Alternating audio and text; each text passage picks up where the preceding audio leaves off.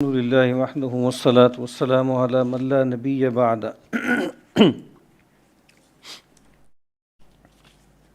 یہاں پر جو ہم سلسلے وار گفتگو کر رہے ہیں استعمار اور نو استعمار کے عنوان سے، اس میں ہم جو علم ہے، آواز غائب ہو گئی، تو جو تصور علم پر ہم بات کر رہے ہیں پچھلی 2-3 نشستوں سے، تو ہم نے یہ دیکھا تھا کہ ہمارا تصور علم کیا ہے، اور میں نے عرض کیا تھا کہ جب ہم ہمارا کہتے ہیں تو اس کا مطلب یہ ہے کہ مسلم یا اسلامی تصور علم کیا ہے۔ اور میں نے یہ عرض کیا تھا کہ وہ جو وہاں پر چند باتیں میں نے عرض کی تھیں، من جملہ وہی تصور علم دنیا کی باقی اجتماعیتوں کا بھی تھا، وہ اجتماعیتیں جن کے لیے اب ایک عنوان قائم کیا جاتا ہے تہذیب۔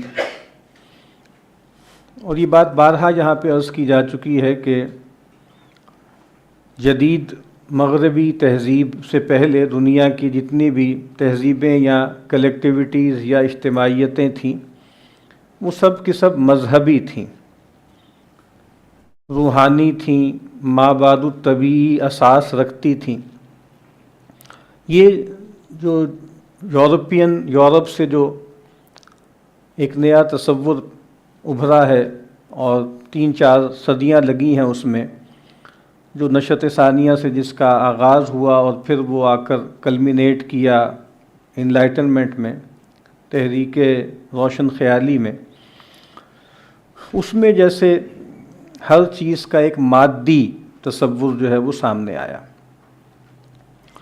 تو ہم نے یہ دیکھا تھا کہ جو روایتی تصور علم تھا اس میں یہ تھا کہ علم جو ہے وہ نور ہے، علم معرفت الہ کا ذریعہ ہے، علم عبادت ہے، علم خدا خوفی پیدا کرتا ہے، علم کے ذریعے انسان ایک اخلاقی وجود بنتا ہے۔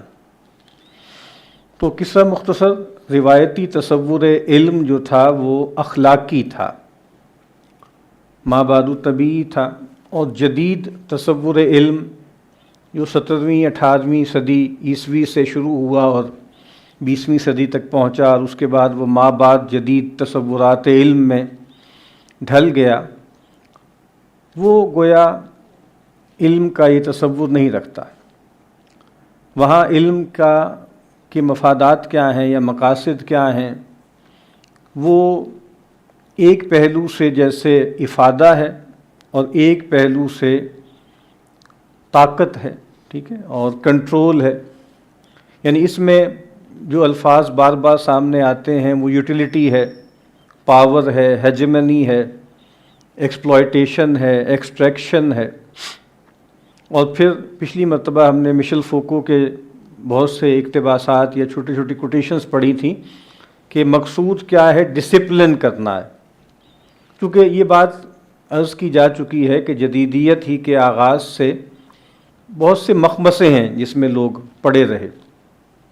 جب خدا کو چھوڑا، آسمانی ہدایت سے منہ موڑا، ہر طرح کی تقدیس اس کے تصور کو پیٹھ دکھا دی، اور پھر انسان کے بارے میں تصور ہوا کہ کمنگ ٹو ایج، یعنی انسان اب بالغ ہو گیا ہے، انسان خود پر انحصار کر سکتا ہے، خود پر اعتماد کر سکتا ہے، اور اپنی جیسے اس کو ہم کہتے ہیں نا کہ سیلف ڈٹرمینیشن، کہ اپنی ذات کا تعین بھی وہ کر سکتا ہے، علم کا تعین بھی کر سکتا ہے، خیر کا بھی کر سکتا ہے، ٹھیک ہے۔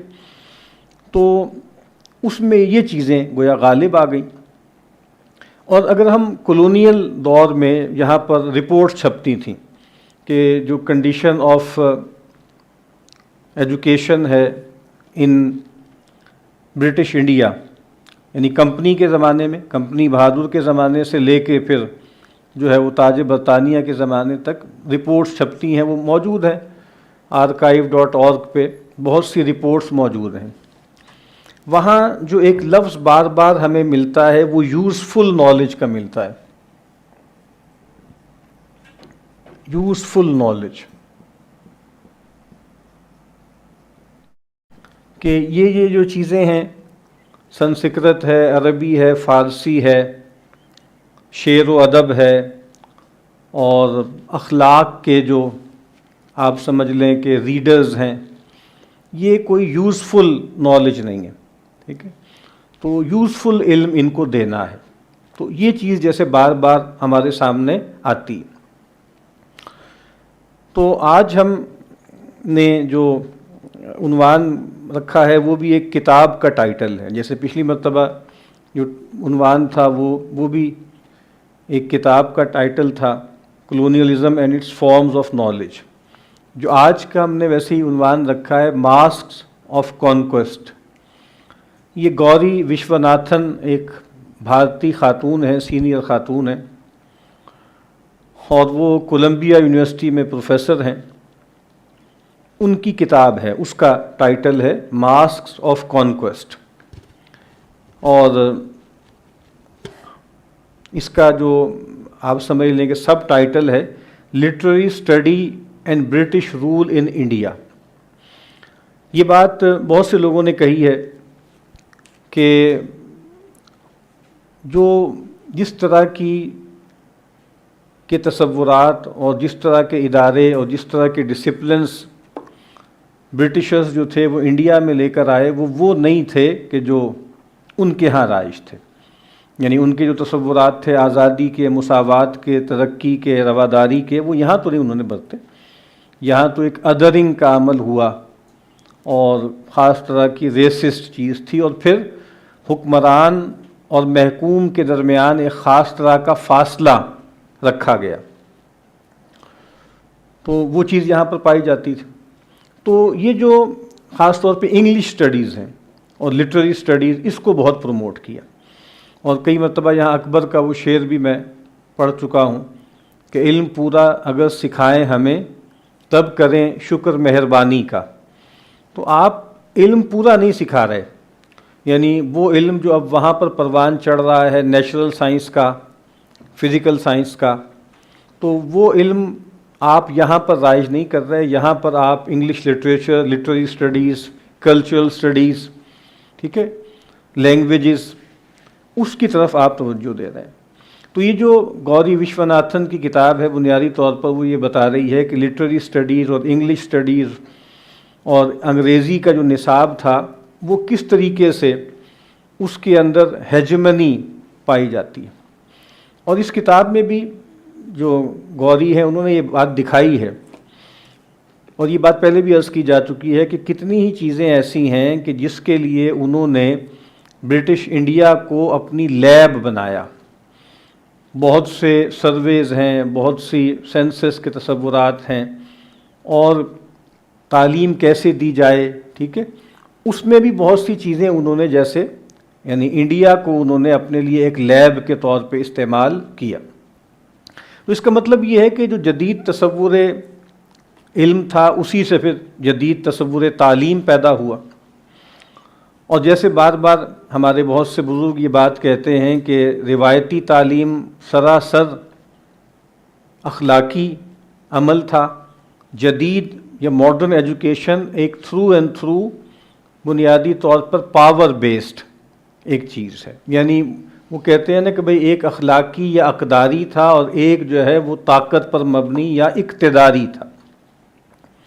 اس میں جیسے کچھ کتابیں لکھی گئیں خاص طور پہ جو جدید تعلیمی نظام ہے اس پر، ان میں سے ایک کتاب پر ہم نے مختصر جو ہے یہاں بک ریویو بھی کیا تھا، weapons of mass instruction, John Taylor Gatto کی کتاب ہے.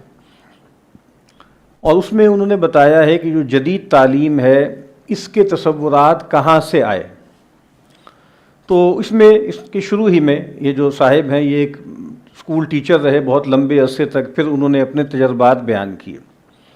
تو انہوں نے شروع ہی میں تذکرہ کیا ہے ایک صاحب کا، جیمز برائنٹ کوننٹ. یہ ہارورڈ یونیورسٹی کا پریزیڈنٹ رہا ہے 20 سال.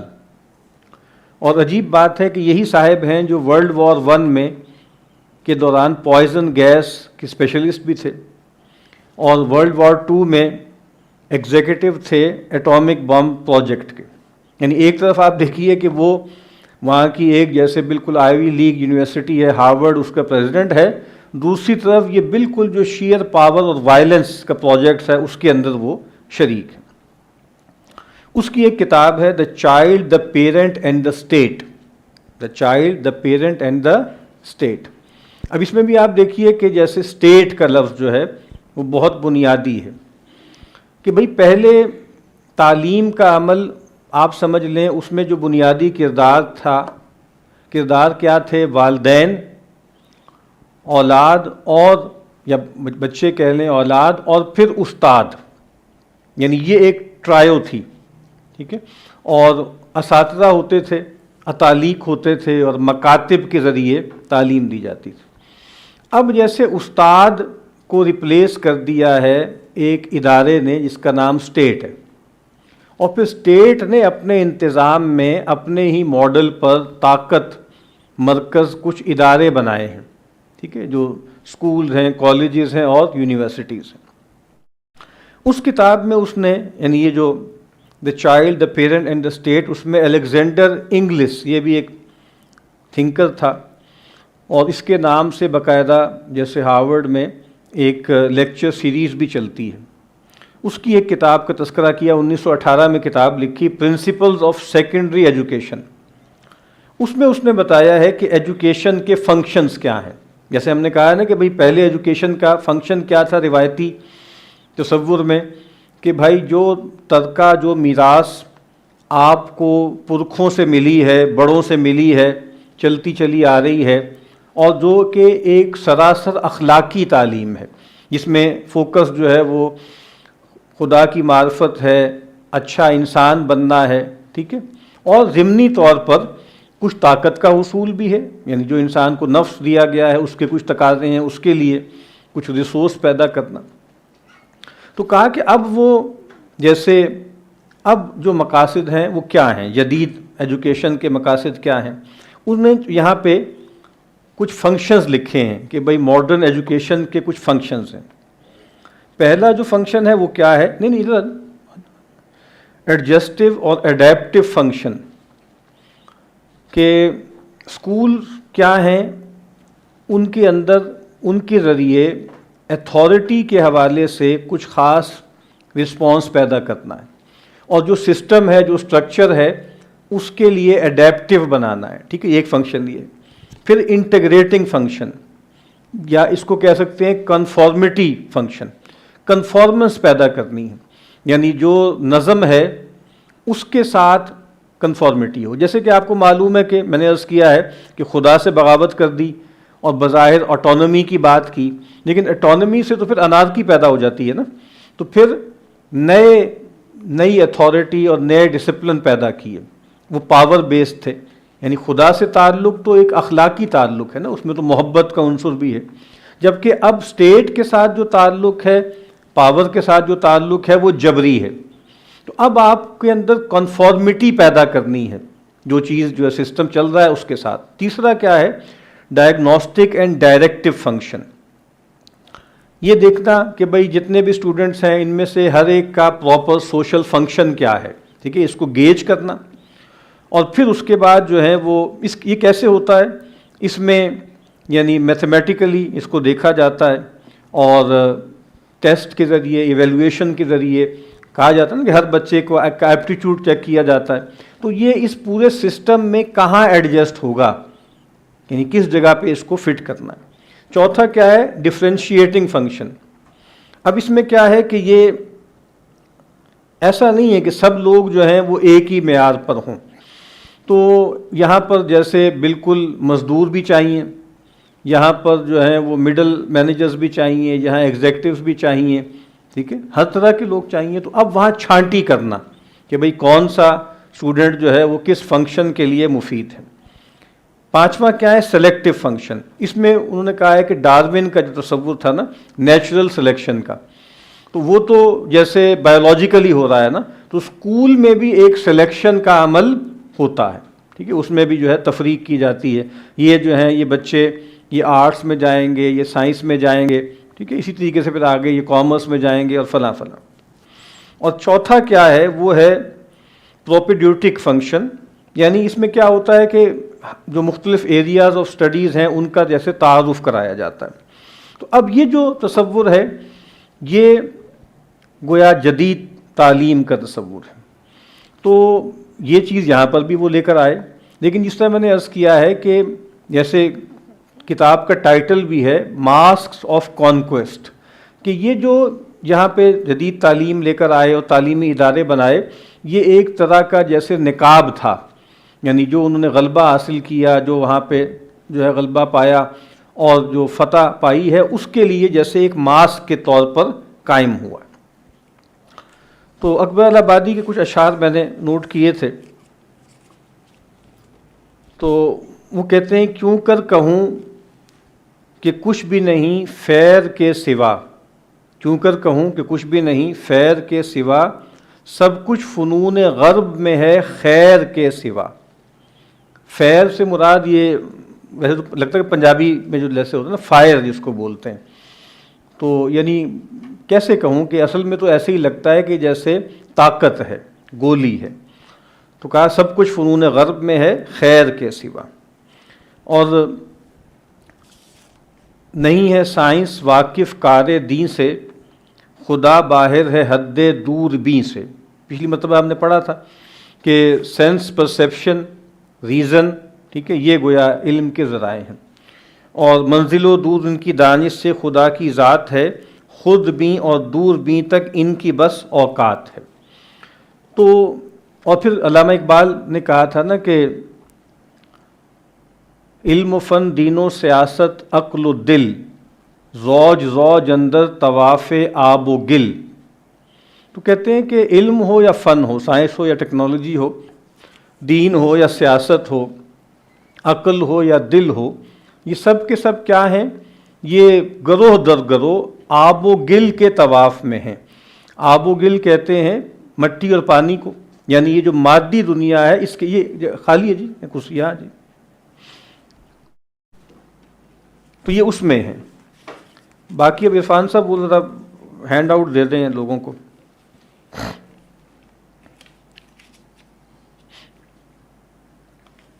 تو اب یہ جو علم کا تصور ہے اسی سے جیسے میں نے عرض کیا ہے کہ تعلیم کا تصور آیا ہے. اور یہاں پر جب انگریز آئے اور جہاں پر بھی گئے، یعنی فرینچ گئے نارتھ افریقہ میں اور جگہوں پر، تو اس کے نتیجے میں ایک چیز پیدا ہوئی. شروع میں یہاں لکھا ہوا ہے نابودی. نابودی جیسے ترجمہ ہے اینیہیلیشن کا. تو دو طرح کی نابودی یا اینیہیلیشن کا عمل کیا گیا، ایک طبیعی اور ایک تہذیبی، یعنی ایک فزیکل کہہ لیں اور ایک سویلائزیشنل کہہ لیں. اور نیچے جو ہے وہ دو شعر اکبر کے لکھے ہوئے ہیں کہ مشرقی تو سر دشمن کو کچل دیتے ہیں، مغربی اس کی طبیعت کو بدل دیتے ہیں. اور توپ کھسکی پروفیسر پہنچے، اب بسولہ ہٹا تو رندہ ہے. تو اب آگے لکھا ہوا ہے کہ دیکھیں جو غلبہ ہے یا تغلب ہے، ایک وہ ہے جو توپ تفنگ کے ذریعے، تلوار کے ذریعے، تیر کے ذریعے ہوتا ہے، اور ایک جو ہے وہ بظاہر علم کے پردے میں، ٹھیک ہے، تہذیب کے پردے میں، وہ جو سویلائزنگ مشن ہے جہاں سے ہم نے اس کورس کا آغاز کیا اس سے ہوتا ہے. یہاں کچھ کانسیپٹس ہیں جو دیے گئے ہیں تعارف کے طور پہ. تو لوئس آلتھوزر جو ہے ایک مارکسسٹ ہے، تو وہ کہتا ہے کہ بھائی اسٹیٹ کے پاس دو طرح کے اپریٹس ہوتے ہیں، ایک ریپریسو اسٹیٹ اپریٹس ہوتا ہے اور ایک ایڈیولوجیکل اسٹیٹ اپریٹس ہوتا ہے. تو جو ریپریسو اسٹیٹ اپریٹس ہے یہ کیا ہے، اس میں کوئرسو پاور ہے، اس میں پولیس ہے، آرمی ہے. اور جو ایڈیولوجیکل اسٹیٹ اپریٹس ہے اس میں اسکول ہیں، ایجوکیشن انسٹیٹیوشنز ہیں، فارمل کریکولم ہے کہ کیا پڑھانا ہے کیا نہیں پڑھانا، ٹھیک ہے. ایک تو یہ اس میں فارملی طے ہوتا ہے. پھر انفارمل کیا ہوتا ہے کہ بھائی جو ایجوکیشن ہے وہ ہائرارکی کے بارے میں بتاتی ہے، رسپیکٹ اتھارٹی کے بارے میں پیدا کرتی ہے، رولز کو ابائڈ بائی کرنا اس کے لیے ہوتی ہے.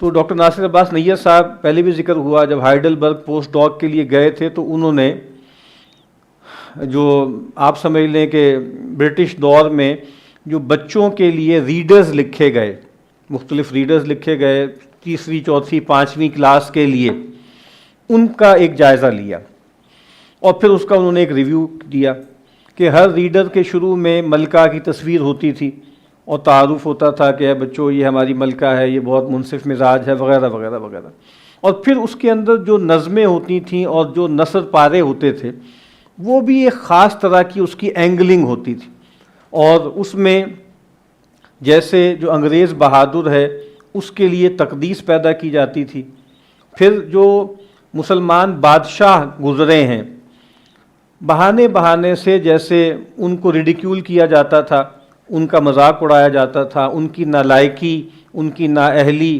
اس کا بیان ہوتا تھا، اور جس طرح میں نے عرض کیا ہے کہ جگہ جگہ جو انگریز ہیں، انگریز حکمران ہیں، انگریز افسر ہیں، ان کی جیسے شان بیان ہوتی تھی، قصیدے بیان ہوتے تھے۔ تو یہ جو اپریٹس ہے یہ کار فرما ہوا، جب یہاں پر بھی جو ہے انگریز غالب آئے تو انہوں نے پھر یہ والا جو اسٹیٹ اپریٹس ہے اس کو استعمال کیا۔ تو یعنی آپ سمجھ لیں کہ توپ کیا ہے، وہ اسٹیٹ کوالسو آپ کہہ لیں یا ریپریسو اپریٹس ہے، اور یہ جو پروفیسر ہیں یہ کیا ہیں، یہ بنیادی طور پہ ایڈیولوجیکل اپریٹس ہے جس کے ذریعے اسٹیٹ اپنے مقاصد حاصل کرتی ہے، تو طاقت کے ذریعے بھی اور دوسری چیزوں کے ذریعے بھی۔ اور مطلب جیسے ہوتا ہے نا کہ بڑے مسائل ہیں، بڑی دشواریاں ہیں، دقتیں ہیں، تو ان کو جیسے ڈسٹریکٹ کرنے کے لیے بھی مختلف چیزیں اختیار کی جاتی ہیں، جیسے مثال کے طور پہ بریڈ اینڈ سرکس کا ایک تصور تھا رومنز کے ہاں کہ ظلم ہے، ستم ہے، تو اس سے گویا لوگوں کو ڈسٹریکٹ کرنے کے لیے کھیل تماشے کیے جاتے ہیں۔ ہمارے ہاں بھی آپ دیکھیں کہ جو ہے وہ ضیاء صاحب کے دور میں ہمارے بالکل لڑکپن میں میلہ مویشیاں ہوتا تھا، ٹھیک ہے، اور یہاں پہ فوٹو اسٹیڈیم میں، اور اسی طریقے سے ہمارے ہاں جشن بہاراں شروع کیا گیا۔ ایک زمانے میں سپورٹس کے جو ہے بہت بڑے بڑے جیسے ویکس منائے گئے یونیورسٹیز میں، کالجز میں، مختلف جگہوں پہ۔ تو یہ جیسے ریاست یہ کرتی ہے کہ مختلف چیزوں کے اندر لوگوں کو انوالو کیا جائے تاکہ ان کا جو ظلم و ستم ہے، ان کی جو زیادتی ہے، اس پر سے توجہ ہٹ سکے۔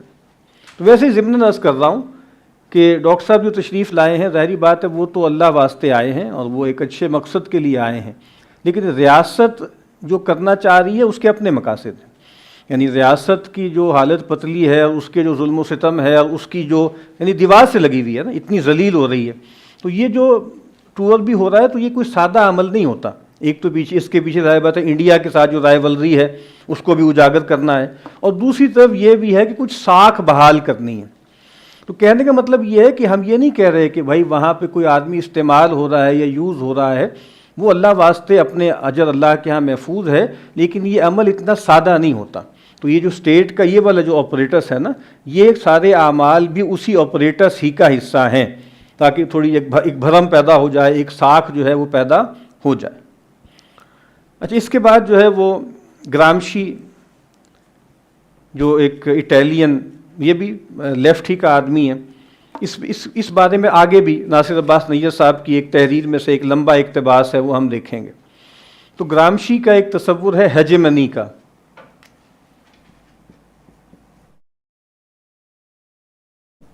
ہیجمنی، اجارہ داری اس کا ترجمہ کیا جاتا ہے، اور کئی جگہوں پہ ثقافتی اجارہ داری، یعنی یہ والی جو اجارہ داری ہے یہ بھی گویا جس کو کچھ لوگوں نے نئے ایک لفظ استعمال کی، سافٹ پاور۔ سافٹ پاور یہ اس کا بیان ہے۔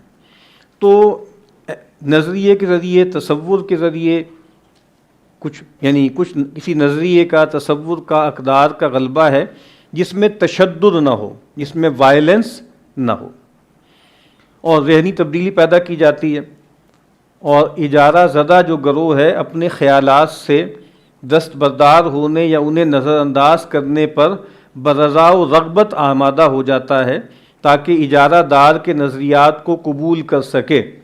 یعنی بظاہر اس کے اندر کوئی جبر نظر نہیں آتا، ایسے لگتا ہے کہ جیسے خوشی خوشی آپ جو اجارہ دار ہے، جو اجارہ زدہ ہے، وہ اس کی چیزوں کو خوشی خوشی قبول کر رہا ہے۔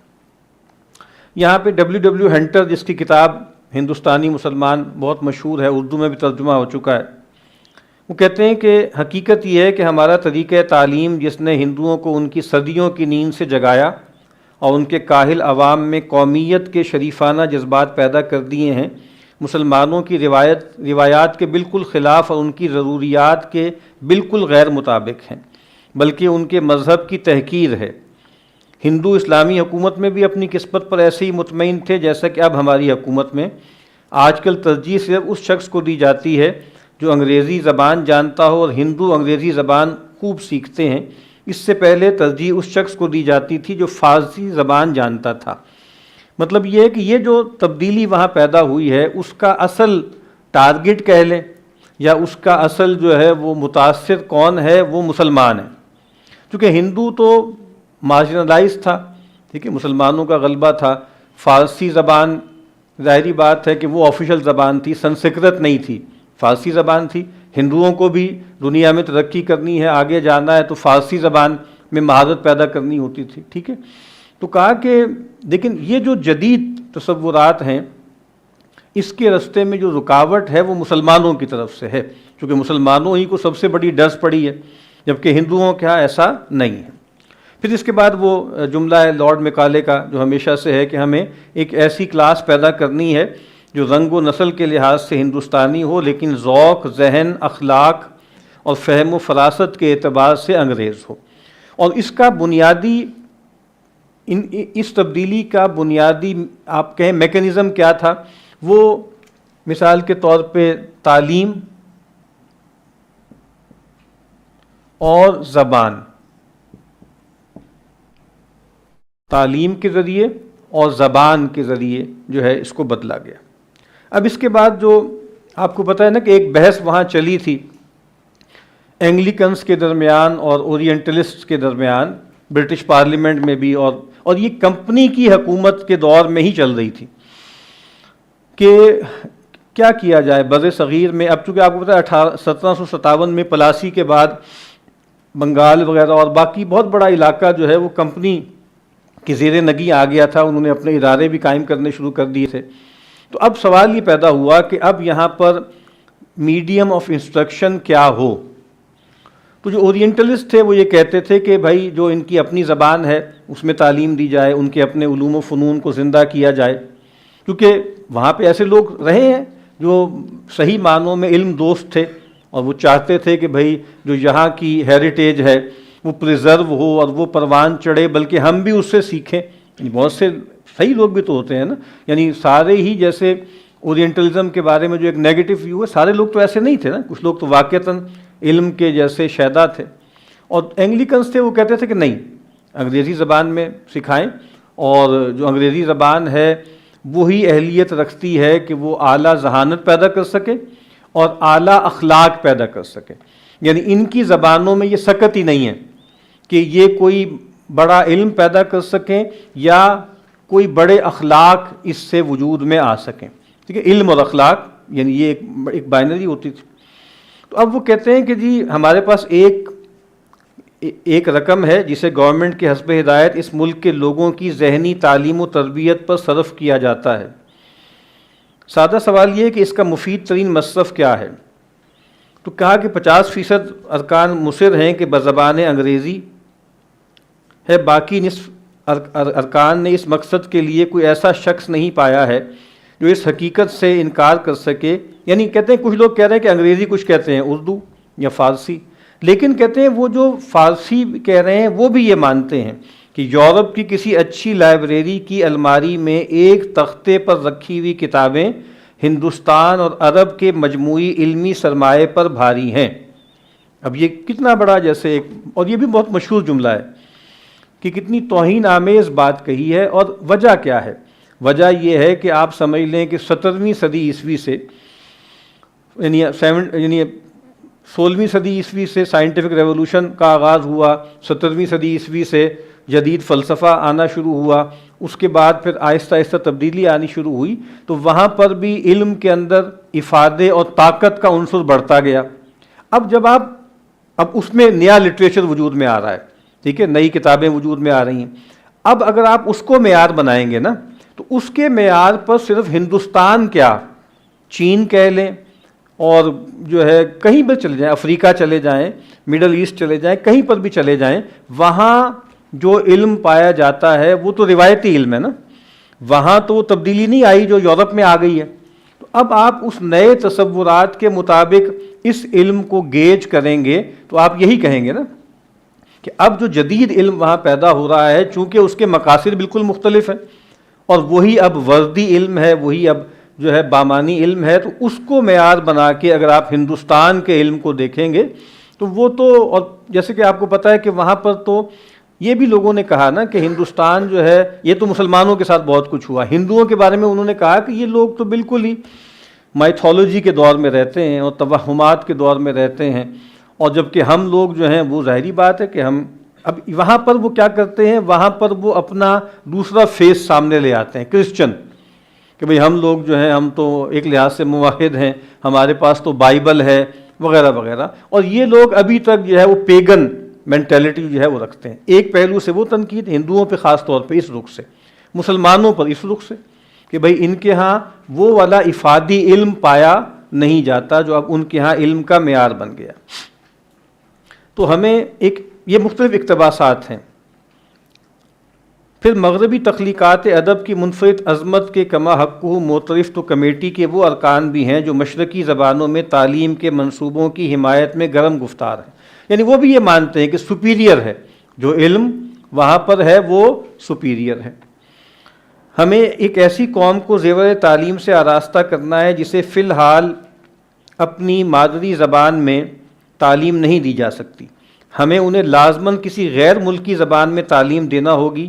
اس میں ہماری اپنی مادری زبان کے استحقاق کا اعادہ تحصیل حاصل ہے۔ ہماری زبان تو یورپ بھر کی زبانوں میں ممتاز حیثیت کی حامل ہے۔ یہ زبان قوت متخیلہ کے گرا بہاں خزانوں کی امین ہے، یعنی یورپ میں بہت سی اور زبانیں بھی ہیں نا، یعنی اٹیلین بھی ہے، اسپینش بھی ہے، جرمن بھی ہے، فرینچ بھی ہے، لیکن اب وہ یہاں پہ انگریزی زبان اس کی عظمت کی بات کر رہے ہیں۔ تو کہتے ہیں کہ جو بھی اس سے واقف ہے اسے اس وسیع فکری اثاثے تک ہمہ وقت رسائی حاصل ہے جسے روئے زمین کی دانشور ترین قوموں نے باہم مل کر تخلیق کیا ہے اور گزشتہ 90 سال سے بکمال خوبی محفوظ کیا ہے۔ یعنی آپ سمجھ لیں کہ جیسے وہ زبان کی جو یونیورسل زبان ہے، لنگوا فرانکا ہے پوری دنیا کے لیے، وہ گویا انگریزی زبان ہے، اس کو وہ معیار بنا رہے ہیں۔ یہ بات پورے اعتماد سے کہی جا سکتی ہے کہ اس زبان میں موجود ادب اس تمام سرمایہ ادبیات سے کہیں گراں تر ہے جو آج سے 300 سال پہلے دنیا کی تمام زبانوں میں مجموعی طور پر مہیا تھا۔ اب سمجھ رہے ہیں بات آپ؟ وہی بات جو میں کہہ رہا ہوں کہ 300 سال پہلے پوری دنیا کا جو سرمایہ ہے، ادبیات کا بھی اور باقی چیزوں کا بھی، وہ بہت کمتر ہے اس علم کے مقابل میں جو اب 150-200 سال میں یورپ میں اور خاص طور پر ان کے خیال کے مطابق انگلش سپیکنگ جو ورلڈ ہے اس میں پیدا ہوا ہے۔ میرا خیال یہ ہے کہ یہ بات واضح ہے کہ ہم پارلیمنٹ ایکٹ 1813 کے پابند نہیں ہیں، اور نہ ہی کسی ایسے معاہدے کے جو ہم نے اس خصوص میں صراحتاً کیا ہو یا کنایتاً، اور یہ کہ ہم زیر بحث رقوم کو اپنی ثوابدید کے مطابق استعمال کرنے میں آزاد ہیں، اور نہ ہی کسی ایسے معاہدے کے جو استعمال کرنے میں آزاد ہیں، اور یہ کہ ہمیں اس فنڈ کو اس علم کے اصول میں صرف کرنا چاہیے جو بہترین طور پر شایان مطالعہ ہو، اور یہ کہ انگریزی زبان عربی اور سنسکرت کے مقابلے میں مطالعے کے لیے موزوں تر ہے۔ یعنی شایان شان بھی تو اتنا خرچہ آپ کر رہے ہیں، اتنے پیسے آپ لگا رہے ہیں، تو آپ کس زبان کے لیے؟ ایک ایسی زبان جس کے اندر علم کی سکت ہی نہیں ہے، جس کے اندر جو ہے اعلیٰ اخلاق کو پیدا کرنے کی صلاحیت ہی نہیں ہے، تو یہ آپ پیسہ ضائع کر رہے ہیں نا۔ تو یہ کہ انگریزی زبان اور یہ کہ خود ہندوستانی لوگ انگریزی زبان سیکھنے کے خواہش مند ہیں، انہیں عربی اور سنسکرت سیکھنے کے لیے کوئی طلب نہیں، اور یہ کہ نہ تو قانونی زبان کی حیثیت سے نہ ہی مذہبی زبان کی حیثیت سے سنسکرت یا عربی زبان کو ہماری خصوصی ہمت افزائی کا کوئی استحقاق ہے۔ آگے کہتے ہیں میں اس نظام ناکارہ کو جڑ سے اکھاڑ دینا چاہتا ہوں جسے ہم نے ابھی تک سینے سے چمٹا رکھا ہے۔ میں فی الفور عربی اور سنسکرت کی کتابوں کی طباعت روک دوں گا۔ میں کلکتہ کے مدرسہ اور سنسکرت کالج کو، یعنی کلکتہ میں جو ہے وہ مدرسہ تھا، مدرسہ عالیہ مسلمانوں کے لیے قائم کیا، اور جو ہے بنارس میں سنسکرت کالج، وہاں پہ گویا سنسکرت زبان تھی، وہاں عربی فارسی تھی۔ بنارس برہمنی تعلیم کا بڑا مرکز ہے اور دلی عربی تعلیم کا۔ اگر ہم ان دونوں ہی کو جاری رکھیں تو السنہ شرقیہ کے فروغ کے لیے کافی ہوگا، بلکہ میرے خیال میں کافی سے زیادہ ہے۔ اگر بنارس اور دلی کے کالجوں کو برقرار رکھنا ہے تو میری کم سے کم یہ سفارش ہوگی کہ ان میں داخلہ لینے والے کسی طالب علم کو وظیفہ نہ دیا جائے۔ ٹھیک ہے، اگر آپ نے اس کو ختم نہیں کرنا، ٹھیک ہے، تو مولوی عبدالحق صاحب کی کتاب ہے، اس کا نام یہی ہے، مرحوم دہلی کالج، یعنی دہلی جو میں کالج بنا تھا اس کی عمر میرے خیال کچھ 40 سال رہی ہے، اور پھر اس کو ختم کر دیا گیا۔ تو آج جیسے ہمارے ہاں ہوتا ہے نا کہ بھائی، یعنی جب ریاست کہتی ہے کہ بھائی جو مدرسے ہیں ان کے بورڈ بنائے جائیں، یا مدرسہ جس طریقے سے یونیورسٹیز کو، پبلک یونیورسٹیز کو فنڈ کیا جاتا ہے، ایسے ہی مدرسے کے ساتھ بھی کیا جائے، تو وہاں پر بھی پھر سوال اٹھتا ہے نا کہ بھائی ان کا حاصل وصول کیا ہے؟ اور ٹھیک ہے، یہ خود جو ہے اپنی مدد آپ کے تحت کچھ سرمایہ جنریٹ کر کے کچھ چیزیں پروڈیوس کر رہے ہیں، لیکن چونکہ اس کا فائدہ کوئی نہیں ہے نا، تو ریاست کا پیسہ ایک اکارت کام پر کیوں لگے، ایک بیکار کام پر کیوں صرف کیا جائے؟ آپ کو معلوم ہے ہمارے کچھ عرصے پہلے کسی حکومت کے ایک وزیر صاحب نے کہا تھا کہ یہ جو مدرسے ہیں یہ تو جہالت کی فیکٹریاں ہیں، ٹھیک ہے، تو ہمیں علم پر انویسٹمنٹ کرنی چاہیے نا، اور علم بھی وہ جو کارآمد علم ہے، وہی یوزفل نالج ہے، جبکہ یہ جو علم ہے اس کی کوئی ہمیں افادیت سمجھ میں نہیں آتی، ٹھیک ہے۔ یہ مختلف اقتباسات تھے لارڈ میکالے کے، اس کی کچھ تقریریں ہیں پارلیمنٹ میں اور اس کا ایک مشہور منٹ ہے، تو یہ اقتباسات اس میں سے لیے گئے۔ اب تک جو بات کی گئی ہے اس کے بارے میں کوئی اب سوال آپ نے کرنا ہے، کوئی بات کرنی ہے؟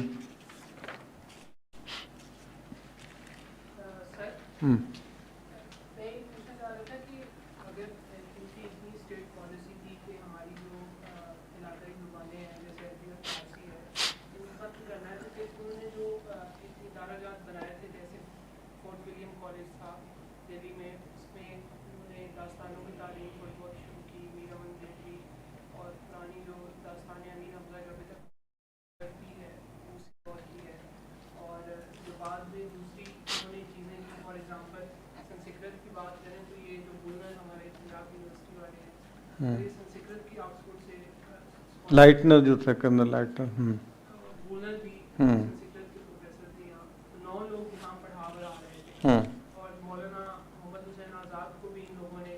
کمیشن کیا تھا۔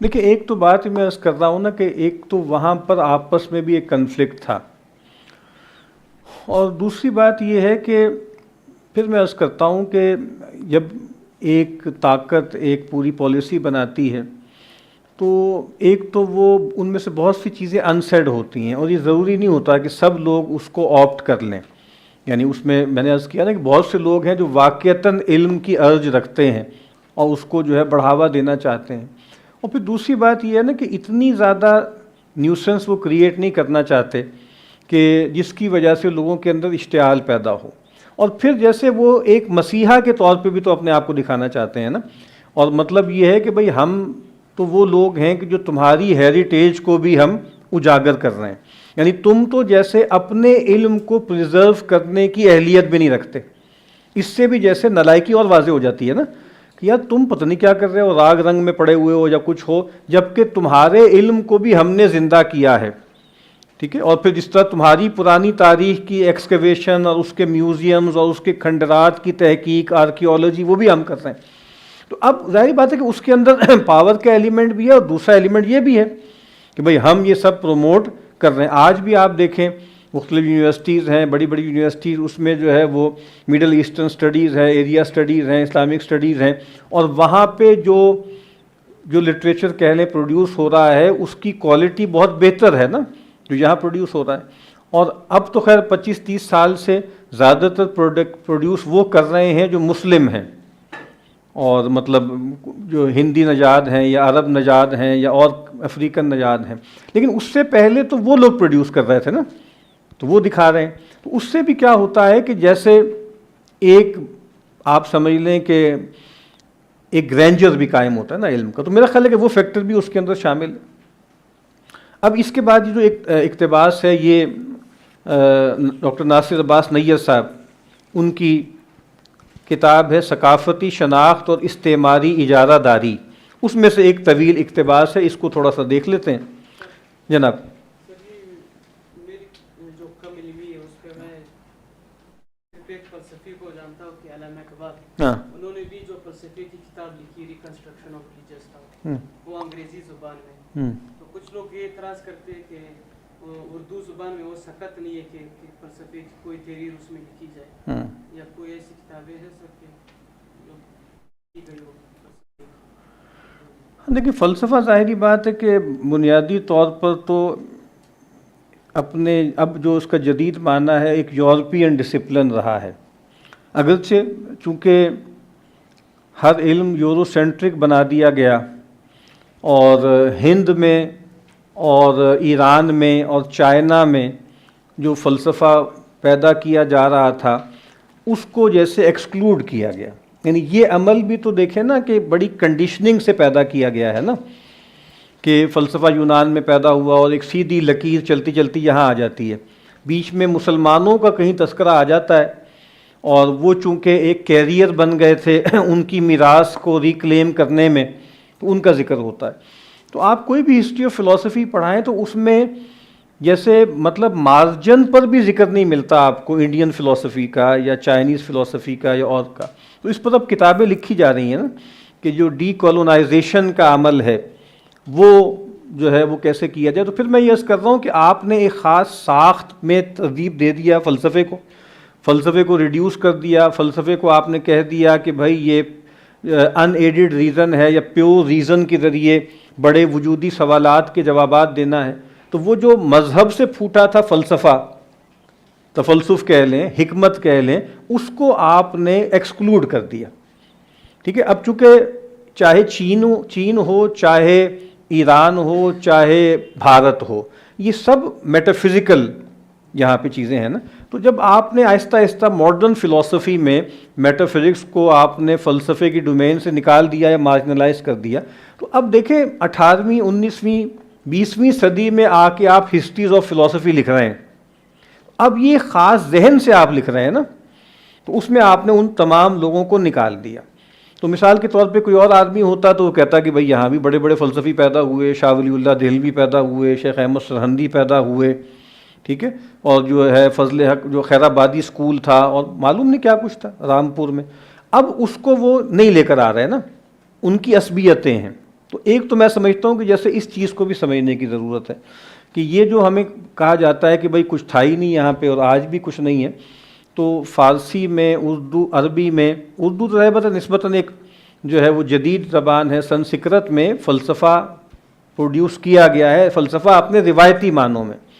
لیکن اب فلسفے کو جو بالکل ہی ریڈکشنزم کا عمل یہاں پر ہوا ہے، اس کے بعد پھر کہا جاتا ہے کہ بھئی وہ فلسفہ وجود میں نہیں آیا. ٹھیک ہے.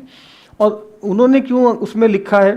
وہ اس وجہ سے لکھا ہے کہ ایک خاص آڈینس ان کے سامنے تھی، مسلمانوں میں سے بھی وہ لوگ کہ جو مغرب گزیدہ تھے، اور خاص طور پہ جو سائنٹیفک ریشنلزم کے سے بہت زیادہ متاثر تھے، وہ ان کی آڈینس تھی. اس وجہ سے ان کے لیے وہ لکھا ہے. یعنی بہت سے عوام جو ہیں اردو میڈیم لوگ، ان کے وہ مسائل ہی نہیں تھے. ٹھیک ہے. تو وہ بلا وجہ میں اسی لیے بہت سے لوگ یہ کہتے ہیں کہ چونکہ اس کتاب میں تھیولوجیکلی بھی کچھ مسائل ہیں، تو ایک لحاظ سے وہ بلیسنگ بھی ہو گئی کہ وہ ایک ایسی زبان میں وہ کچھ لکھا گیا کہ جو خواص تک محدود تھی. اگر وہ چیزیں نسبتاً سہل اردو زبان میں لکھ دی جاتی تو اس سے ایک بوال مچ جاتا. اور اس سے جو ہے وہ خاصا پھر یعنی فساد ہوتا اور باقی خرابی ہوتی. یہ بھی جیسے ایک ڈیوائن اسکیم کا ہمیں حصہ لگتا ہے. جی اچھا شروع میں وہی بات ہے جو پہلے کہی گئی ہے کہ جس میں یعنی استعماریت جو ہے وہ طاقت کے متشددانہ بہیمانہ استعمال میں کوئی قباحت نہیں دیکھتی. تو جہاں فوری سیاسی عسکری اہداف ہو وہاں پہ آپ گن کا استعمال کرتے ہیں، ویپن کا. لیکن جب دیر پا ثقافتی اہداف کا اصول پیش نظر ہو تو اجارہ داری کی حکمت عملی سے کام لیا جاتا ہے. اب آگے وہ گرامشی کا تذکرہ ہے اور وہ کہتے ہیں کہ اجارہ داری ایک ایسا غلبہ ہے کہ جسے موجود سماجی اور معاشی نظاموں کو طاقت کے اندھے استعمال سے تہس نہس کیے بغیر ممکن بنایا جا سکے. یہ اس وقت ہوتا ہے جب ان نظاموں میں شامل گروہ اپنی رضا و رغبت سے غلبے کو قبول کریں، یعنی خود سے ہی قبول کر لیں، خوشی خوشی آمادہ ہو جائیں. جیسے آج آپ دیکھتے ہیں کہ پچھلے کوئی 15 سال سے ہماری جو جدید سکولز ہیں کچھ اور کالجز اور یونیورسٹیز، وہاں پہ چائنیز لینگویج سکھانی شروع کر دی گئی. ایچیسن کالج میں، کچھ اور ایلیٹ سکولز میں، یونیورسٹیز میں.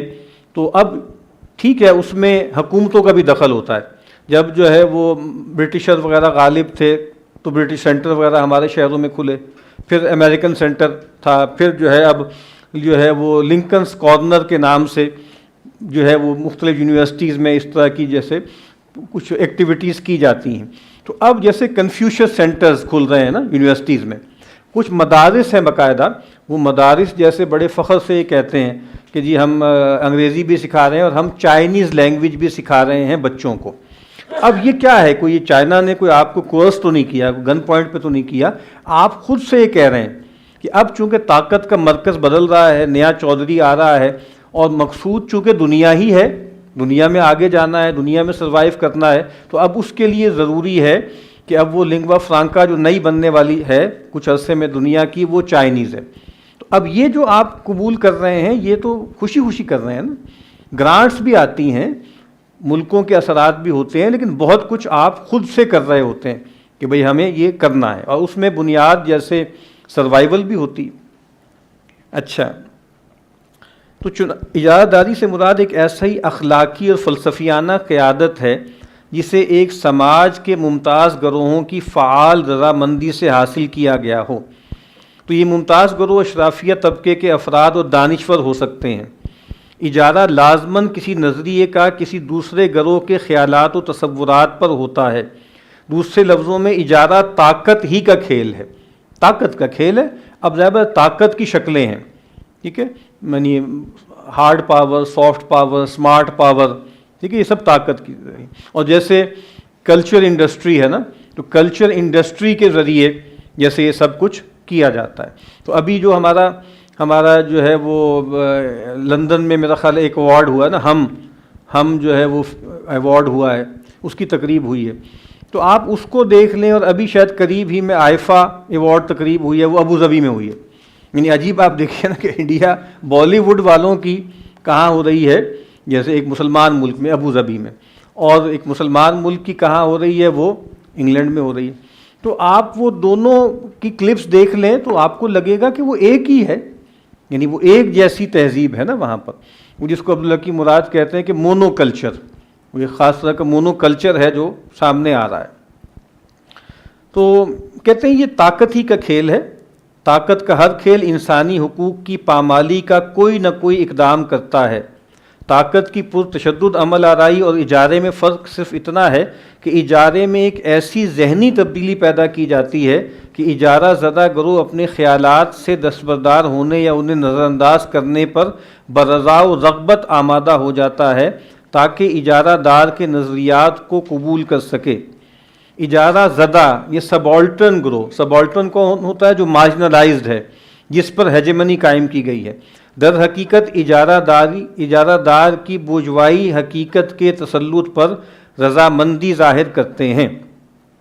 اقبال نے کہا تھا نا کہ یورپ کی غلامی پہ رضامند ہوا تو، مجھ کو تو گلہ تجھ سے ہے یورپ سے نہیں ہے. تو تم خود رضامند ہو گئے ٹھیک ہے. اب بظاہر تو ایسے لگتا ہے نا کہ جیسے ہم بھی بار بار یہ کہتے ہیں کہ ابتداً جو مڈرنٹی آئی ہے کلونیل، وہ آئی ہے گن پوائنٹ پہ، یعنی انہوں نے آپ کے روایتی ادارے ملیا میٹ کر دیے، تہس نہس کر دیے، اور ایک نیا نظم قائم کیا، ایک نیا بندوبست قائم جو ہے وہ اس کو جو ہے وہ نافذ کیا کہ لوگوں مجبور ہو گئے سروائیول کے لیے، ٹھیک ہے، روزی روٹی کے لیے مجبور ہو گئے کہ انگریزی سیکھیں اور جدید نظام تعلیم کا حصہ بنیں. یعنی روایتی سٹرکچرز کو تو آپ ڈسمنٹل کر رہے ہیں نا، تو اب اس کے سوا کوئی چارہ نہیں ہے کہ لوگ اس کے ساتھ آئیں. اچھا، کون سی لائن؟ ہاں، مطلب ایک اجارہ دار ہوتا ہے جو کہ جابر ہے، جیسے انگریز ہے. جو اجارہ زدہ ہے جس کو سبالٹرن بھی کہہ رہے ہیں، جو مارجنلائزڈ ہے، دبا ہوا ہے، وہ جیسے ہندوستان کے لوگ تھے، چاہے وہ ہندو تھے، مسلمان تھے یا وہ تھے. ٹھیک ہے، تو وہ کیا ہوتا ہے، بظاہر ایسے لگتا ہے کہ رضامندی ہے، کنسنٹ کے ساتھ ہو رہا ہے، یعنی کوئرشن نہیں ہے بلکہ کنسنٹ ہے. سوال یہ ہے کہ کسی نظریے کے سلسلے میں فعال رضامندی کیوں کر ممکن ہوتی ہے؟ اب یہ بہت اہم بات ہے، دو باتیں بتا رہے ہیں. پہلی شرط ہے دو سماجی گروہوں یا ثقافتوں میں معاشی، سیاسی اور علمی سطح کے فرق، تضاد اور عدم مساوات کی موجودگی ہے.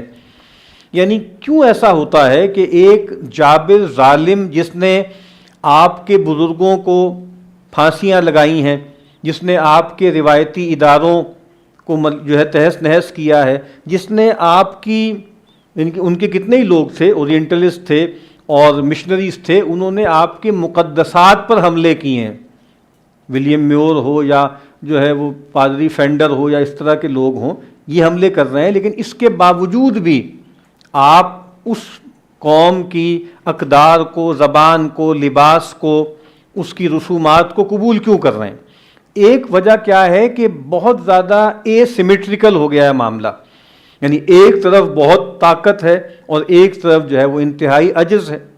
ایک تو فرق یہ ہے کہ عدم مساوات ہے، تاہم محض اس فرق کو عدم مساوات سے ایک گروہ از خود ایک ایسے مرتبے کا حامل نہیں ہوتا کہ وہ دوسرے گروہ پر فیصلہ کن انداز میں اثر انداز ہو سکے. پہلے اس فرق کو شدت سے اور ایک ایسے اسلوب میں اجاگر کرنا ضروری ہوتا ہے کہ ایک گروہ اپنے حاشیائی مرتبے یا سبالٹرن ہونے کا یقین کرنے لگے. یعنی یہ اجاگر کیا جاتا ہے، اس کو بار بار جیسے کنڈیشننگ کی جاتی ہے کہ تم یہ ہو، تم یہ ہو، تم یہ ہو، تم ہار گئے، تم ہار گئے، تم ہار گئے، وہ غالب آ گیا، تم نکمے ہو، تم زوال کا شکار ہو گئے. تو اسی وجہ سے آپ دیکھتے ہیں عروج و زوال کا ایک پورا سر لگایا جاتا ہے کہ جناب ہم عروج پر تھے، یہ زوال پر تھے، اب یہ عروج پر ہیں، ہم زوال پر ہیں. یعنی یہ تو آپ مان لیں نا کہ ہم زوال پر ہیں، یہ عروج پر ہیں. اور پھر معیارات عروج و زوال کے وہ بھی غالب گروہ طے کرتا ہے نا، کہ اب عروج کا مطلب ہے مادی ترقی، طاقت کا حصول، ٹھیک ہے، نقصان پہنچانے کی صلاحیت وغیرہ وغیرہ. تو پہلا فرق کا بیانیہ وضع کرنا، اسے پھیلانا ضروری ہوتا ہے. یعنی فرق کا بیانیہ کہ یہ اتنی زیادہ جیسے تبدیلی آ چکی ہے، اتنا فرق پیدا ہو چکا ہے. سبالٹرن کا یقین لازماً دوسرے گروہ کی اقتداری حیثیت کو تسلیم کرنے سے مشروع ہوتا ہے. کسی گروہ کا اپنی حاشیائی حیثیت کو ایک اقتداری گروہ کے مقابل میں تسلیم کرنا ہی اقتداری گروہ کے اجارے یعنی اس کے نظریات، کلچر، ادبیات اور ان سے وابستہ شناختوں کو خوشی و رغبت کے ساتھ تسلیم کرنے کو ممکن بناتا ہے. بار بار ذہن میں سلیم احمد صاحب کی نظم مشرق آتی ہے، اس کا جو آخری حصہ ہے کہ مشرق ہار گیا. تو کہا کہ بھئی ہر چیز جیسے بدل گئی ہے، ہر چیز جو ہے بدل کے رہ گئی ہے، تمہارے ہیروز بدل گئے ہیں، تمہارے آدرش، تمہاری آرزوئیں، تمنائیں جو ہیں وہ بدل گئی ہیں. آج بھی آپ دیکھیں لطیفے اس طرح کے ہوتے ہیں کہ بھئی ہمارے جو ہے مسجدوں کے اندر جو ہے آگے کی صفوں میں وہ بابے بیٹھے ہوتے ہیں جو امریکہ اور جناب یورپ اس کی تباہی کی دعائیں کر رہے ہوتے ہیں، اور پچھلی صفوں میں نوجوان وہاں جانے کی دعائیں کر رہے ہوتے ہیں، کسی طرح وہاں پہنچ جائیں. ٹھیک ہے، تو اب یہ ایک برین ڈرین بھی ہو رہا ہے ہمارے ہاں. اس کا مطلب یہ ہے نا کہ اب آپ نے طے کر لیا ہے، آپ کی سمجھ میں یہ بات آ گئی ہے کہ اچھی زندگی، خوشحال زندگی، ترقی یافتہ زندگی، سکون والی زندگی وہ یہاں ممکن نہیں ہے. ٹھیک ہے، اس کے لیے اب آپ کو گویا وہیں پہ جانا ہے، جو ظاہری بات ہے کہ نارتھ امریکہ ہے یا یورپ ہے یا اور ممالک. اچھا، تو دوسرے لفظوں میں اس کے لیے اجارہ اپنی حاشیائی صورتحال سے نجات کا ذریعہ ہوتا ہے. اجارے کا عمل عام طور پہ دو صورتوں میں ہوتا ہے. اجارہ زدہ گروہ کا خود اپنے خیالات، ثقافت، شناخت سے دستبردار ہو جانا اور اپنی ثقافتی شناخت کے حاشیائی مقام کو تسلیم کر لینا. اس میں جیسے ہم بار بار تذکرہ کرتے ہیں سر سید احمد خان کا، تو اب اگلے پیج پہ دیکھ لیں. پہلے وہ یہ بھی جو کہہ رہے ہیں نا کہ خود سے وہ مان لیں، شکست اپنی تسلیم کر لیں. تو سر سید احمد خان کا یہاں پہ کچھ کوٹیشنز ہیں، پہلے بھی آ چکی ہیں. ہم صاف صاف کہنا چاہتے ہیں کہ ہم کو مشرقی علوم کی ترقی کے پھندے میں پھنسانا ہندوستانیوں کے ساتھ نیکی کرنا نہیں ہے، بلکہ دھوکے میں ڈالنا ہے.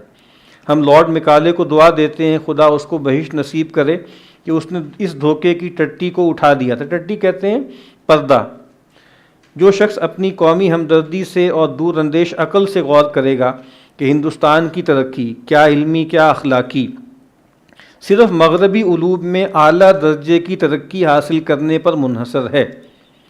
اب دیکھیں نا، یہ وہ میں مثال دے رہا ہوں کہ جو بات ابھی ناصر صاحب کہہ رہے ہیں کہ یہ کب ہوتا ہے کہ وہ گروہ، اس کا ایک بڑا آدمی، ایک نمائندہ آدمی، صاحب فکر آدمی، وہ یہ بات کہہ رہا ہے. ٹھیک ہے، لارڈ مکالے کی ابھی ہم نے اقتباسات پڑھ لی ہے، کتنی توہین آمیز گفتگو کی ہے اس نے مشرق کے بارے میں، ہندوستان کے علوم کے بارے میں، زبان کے بارے میں. اس کے بارے میں آپ کا ایک بڑا آدمی جو جیسے پیشوا کے مرتبے پر بعد میں فائز ہو گیا، وہ کیا کہہ رہا ہے؟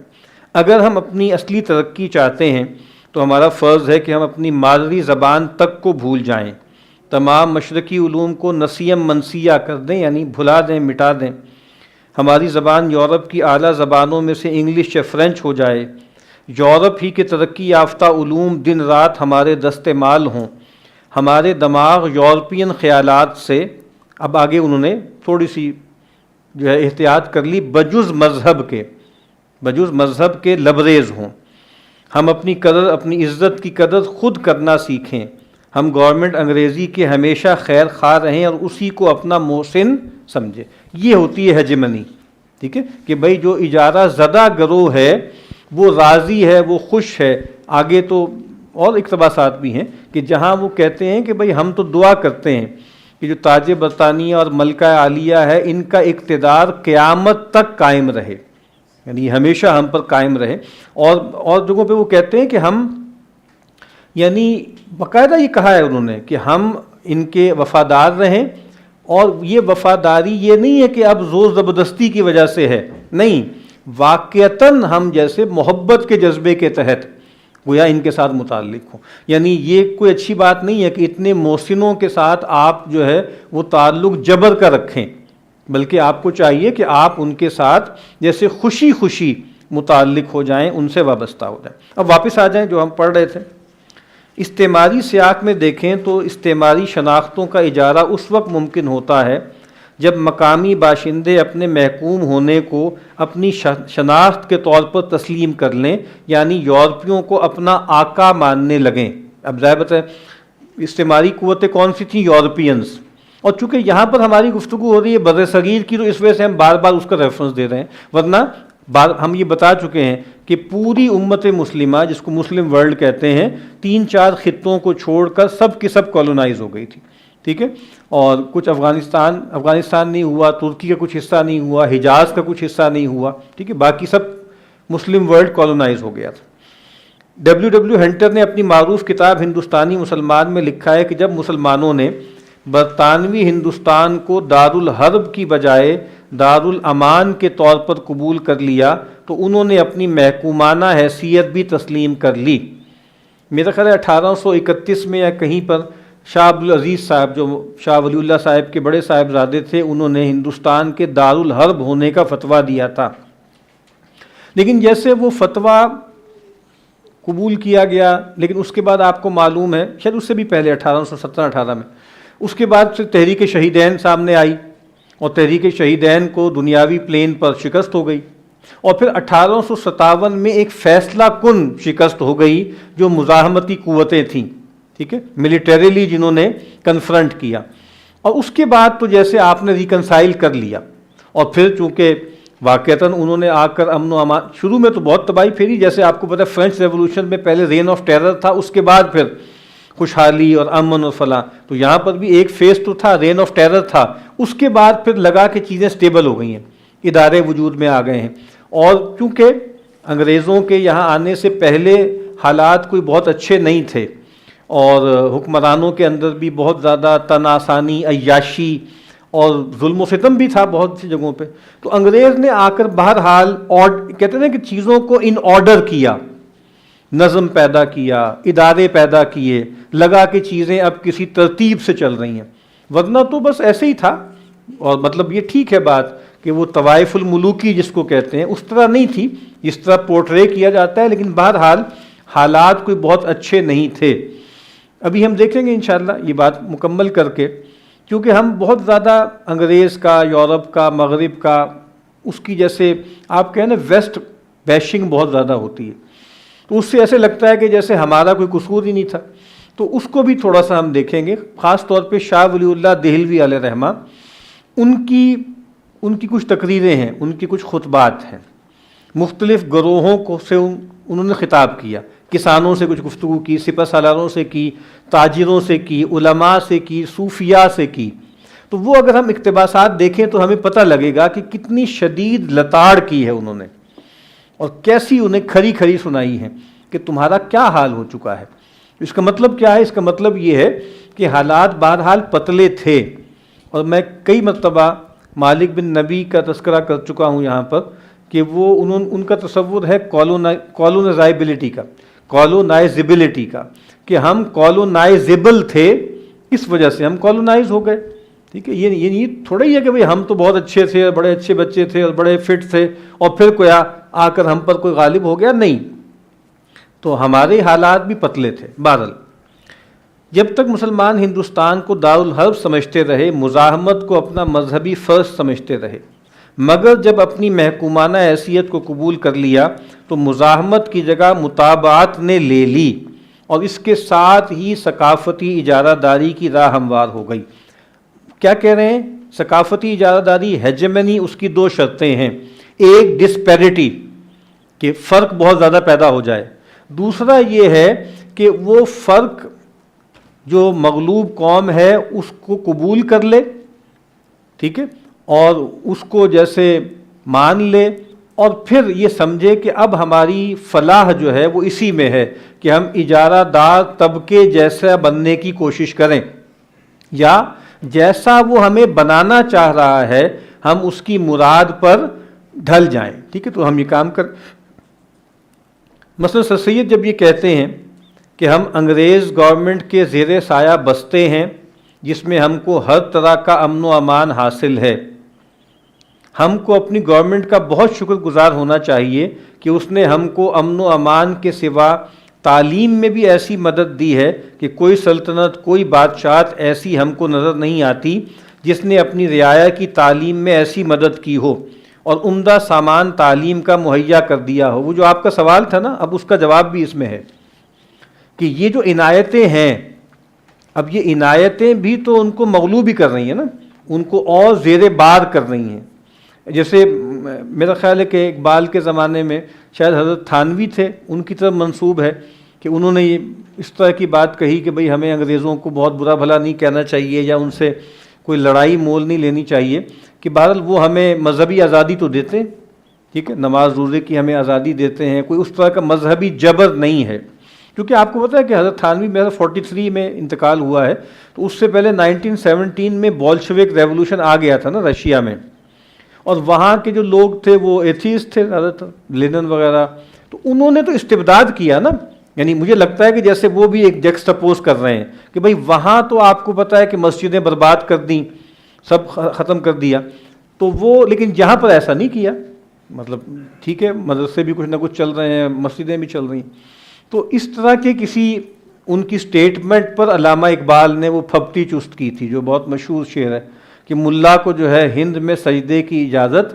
ناداں یہ سمجھتا ہے کہ اسلام ہے آزاد، ٹھیک ہے نا۔ تو یہاں پر سر سید کیا کہہ رہے ہیں کہ تو وہ ہندوستانیوں کی، اچھا اب یعنی یہاں پہ کوٹیشن ختم ہو گئی ہے سر سید کی، یعنی کہتے ہیں کہ جب سر سید یہ کہہ رہے ہیں کہ ہمیں شکر گزار ہونا چاہیے اور دیکھیں انہوں نے ہماری تعلیم کا کتنا بندوبست کیا ہے، تو وہ ہندوستانیوں کی بطور رعایا اور محکوم ہونے کی شناخت کا اعتراف امتنان و تشکر کے جذبات کے ساتھ کرتے ہیں۔ امتنان کا مطلب بھی من سے ہے نا، احسان مندی، اور اسی شناخت میں اپنی قومی نجات دیکھتے ہیں۔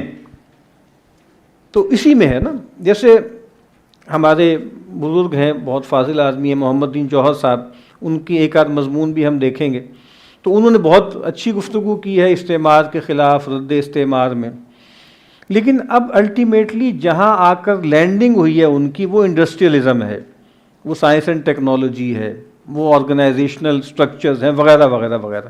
تو اس کا مطلب یہ ہے کہ آپ نے مان لیا نا کہ اب اگر آپ کو ٹکر دینی ہے، آپ نے لوہا لینا ہے جو ہے وہ یورپ کے ساتھ یا مغرب کے ساتھ، تو اس کا طریقہ اب یہی ہے۔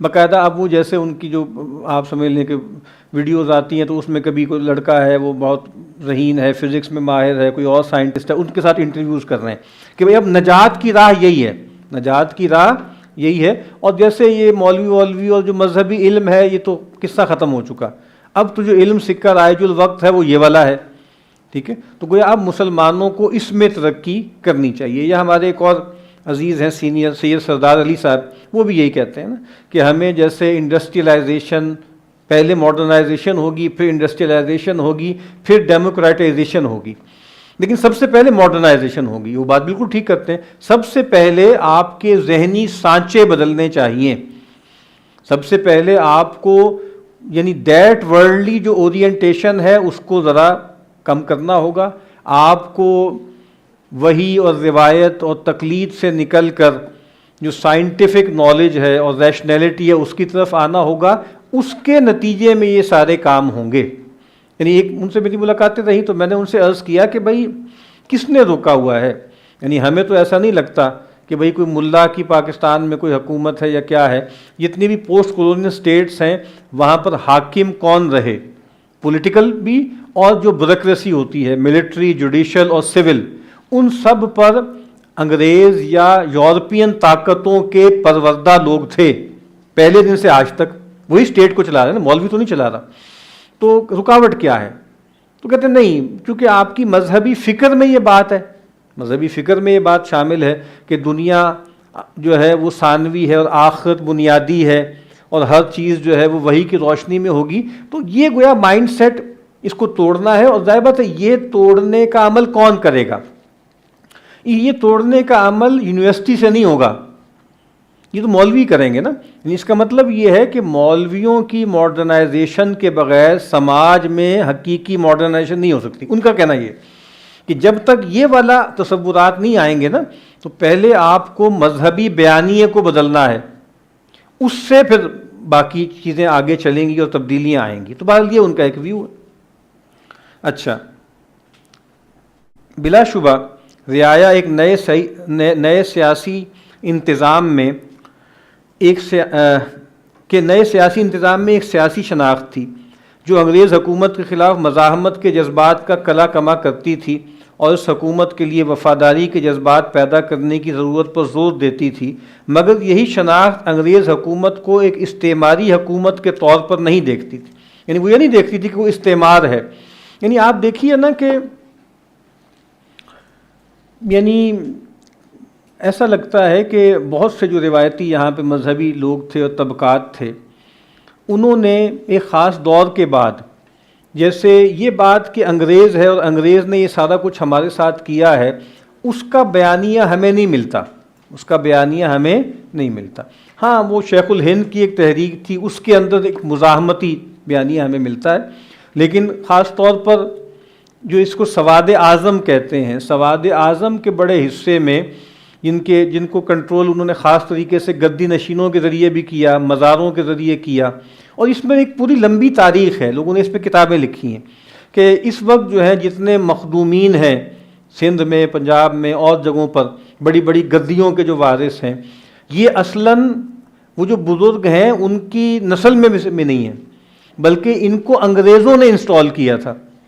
ٹھیک ہے، یعنی اپنی وفاداری کی وجہ سے اور اپنی جو ہے کاسا لیسی کی بنیاد پر خوش ہو کے جیسے آپ جاگیریں دے دیتے ہیں نا، تو اب یہ مزار ان کے سپرد کیے گئے، اور یہ مزار اب بہت زیادہ جیسے کون سی کو فصل ہوگی، کون سی کوئی کیش کراپ ہوگی کہ آپ کے پاس جناب 100 ایکڑ بھی ہوں تو اس سے کیا آمدنی ہوگی تو جو ان مزاروں سے ہوتی ہے، ٹھیک ہے نا، تو گویا وہ ان کو اپنے ساتھ اپروپریٹ کر لیا، اپنے ساتھ ملا لیا۔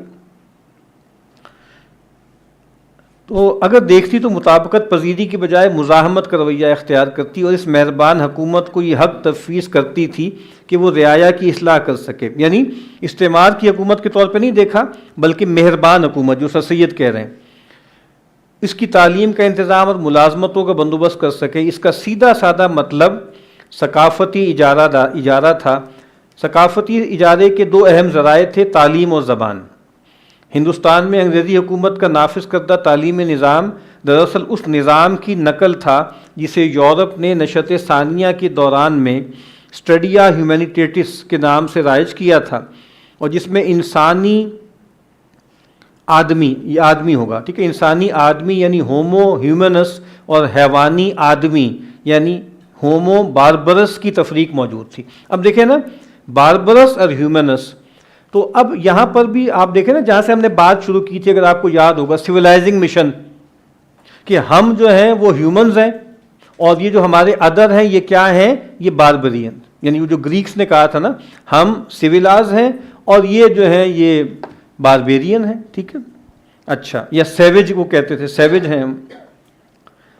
جب تعلیمی فلسفے میں آدمی کا تصور ہی ایک حیوان کو، اب اس میں دیکھیں نا کہ ہومو کا ترجمہ کیا کیا گیا کہ جیسے یعنی ہومو باربرس کا مطلب کیا ہے کہ حیوانی آدمی، تو اسے ایک انسانی شناخت دینا ہی تعلیم کا بنیادی مقصد قرار پاتا ہے۔ آج بھی یہ بات کہی جاتی ہے کہ جدید تعلیم کا مقصود کیا ہے کہ حیوان کو انسان بنانا۔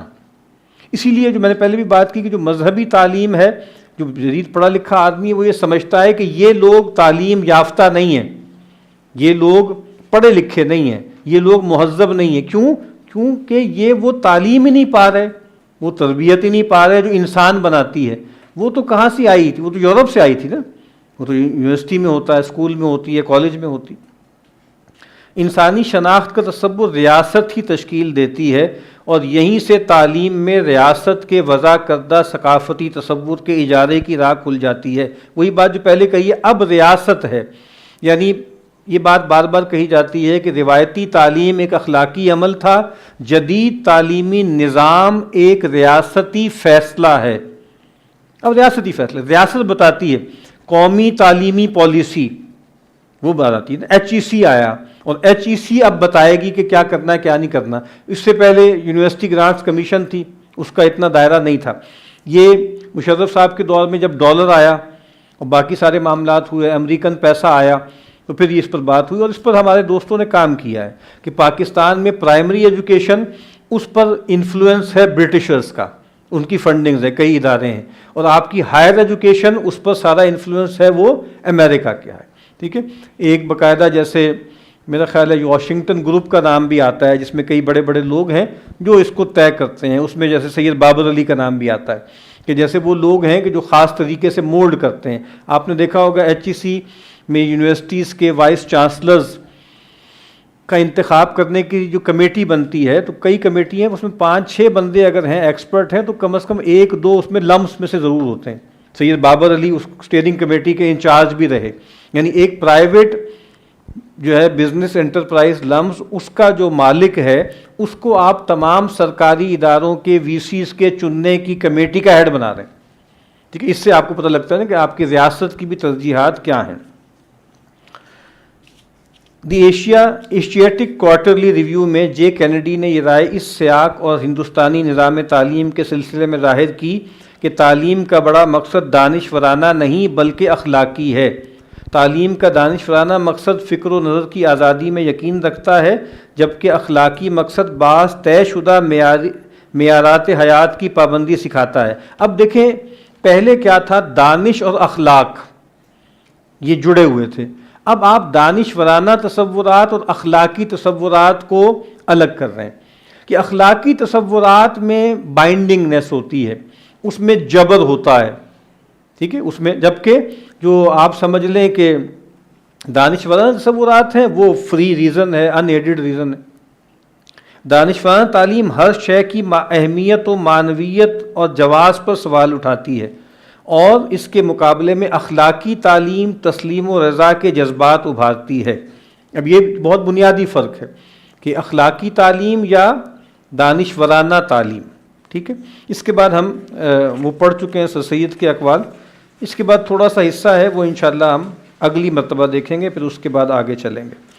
تو یہ جو لوگ بھی تشریف لائیں اگلی مرتبہ یہ ہینڈ آؤٹ لے کر آئیں۔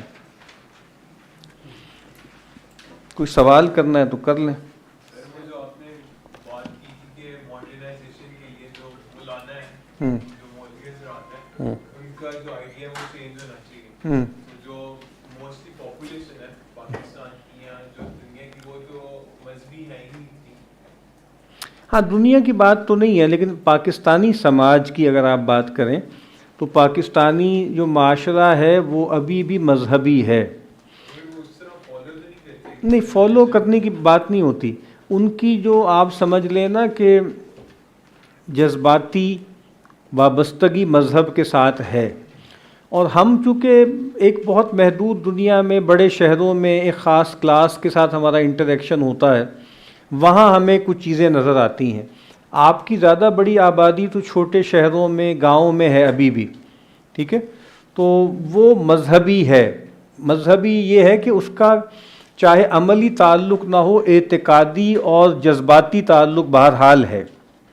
اسی لیے آپ دیکھیں پاکستان میں جتنی بھی سیاسی تحریکیں چلیں، یہاں تک کہ پاکستان کی تشکیل کا جو عمل ہوا ہے اس میں ریلیجس امپیٹس کو استعمال کیا گیا، آج تک کیا جا رہا ہے، اور کوئی یہ خطرہ مول نہیں لیتا، کوئی یہ خطرہ مول نہیں لیتا۔ چیف جسٹس ہو، چیف آف آرمی سٹاف ہو، وزیر اعظم ہو، آپ نے دیکھا ہے کہ بھئی وہ ایک خاتون تھی بیچاری، اس نے کوئی بات کر دی، منہ سے اس کے ایک بات نکل گئی، لڑکوں نے گھیر لیا اس کو، باقاعدہ اس کی انکوزیشن ہوئی، اور اس نے وہاں کپ کپاتے ہوئے کہ جی میں مسلمان ہوں، میں تو یہ ہوں، میں ہوں، کنفیشنل بیان دیا، تب جا کے اس کی جان چھوٹی۔ تو وہ تو خیر ابیوز ہو رہا ہے بہت سی چیزوں کا، لیکن بہرحال خطرہ ہے نا، بہت خطرہ بہت ہے، یعنی کوئی یہ افورڈ نہیں کر سکتا کہ بھائی اس پر کسی طرح کی کوئی توہین کا یا کوئی بے دینی کا الزام کہیں سے بھی آ جائے۔ تو مثال کے طور پہ بلاول بھٹو صاحب ہیں یا بے نظیر تھیں، تو وہ جناب وہاں سے جا کے 7 سے شروع کریں گی اپنی مہم، نواز شریف صاحب جو ہے داتا صاحب سے شروع کریں گے، اب یا بلاول صاحب بھی اسی طرح کہیں چادر چڑھا کے شروع کریں گے، ان کا کیا لینا دینا چادر وادر سے، یا کیا بزرگوں سے تعلق، لیکن یہ ایک مسئلہ ہے نا کہ جس کی وجہ سے یہ چیزیں کرنی پڑتی، تو یہ ہے مسائل اس طرح کے۔